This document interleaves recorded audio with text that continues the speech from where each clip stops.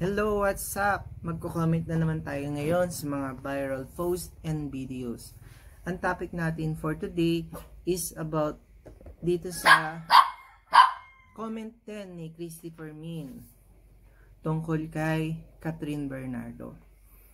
Pag tinitinan ko kasi sa mga nangyayari ngayon sa panahon natin, matatawag kong si Christopher Min ang nanay rin ni Rendon Labrador. Kasi sa mga issue tingnan mo.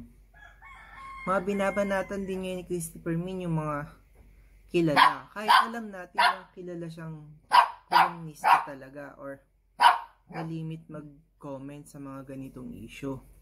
Pero tingnan mo rin kasi yung mga ginagawa niya ngayon. Yung mga taong walang ginagawa sa kanila, yun din yung sinisita nila. Hindi mo kasi alam kung anong galit nitong si Christopher Min kay Catherine Bernardo. Tingnan mo na lang yung issue nila nung nag-comment siya kay Andrea Villantes at kay Catherine Bernardo, di ba? Hindi lang talaga niya masabi yung kay Catherine Bernardo about dun sa paglakad, sa pagiging sexy, dun sa issue na pinasikat dati ni Sander Ford, di ba? Alam kasi niya na foul yun. Pero kung babasahin mo talaga yung mensahe niya, alam mo ang ibig sabihin yun.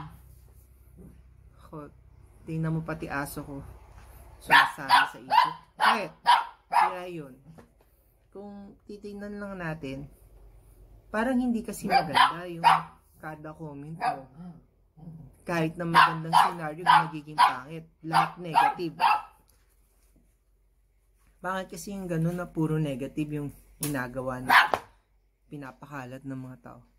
Pero yun nga naman talaga ang totoo, kasi sa ngayong panahon ngayon, kung ano yung mali, kung ano yung hindi maganda, yun yung mabilis na nakikita ng tao, yun yung mas pinapanood. Gumawa ka ng mabuti, wala lang, parang dumaan lang, ganun lang talaga that's life.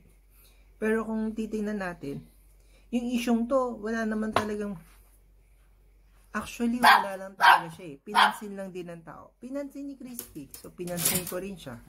So magpapansin na lang tayo. Dapat gumawa tayo ng maganda at mabuti. Yun ay ipakalat natin para gayahin ng iba, diba? Tingnan mo, pinansin ko rin to. So anong kaibahan natin?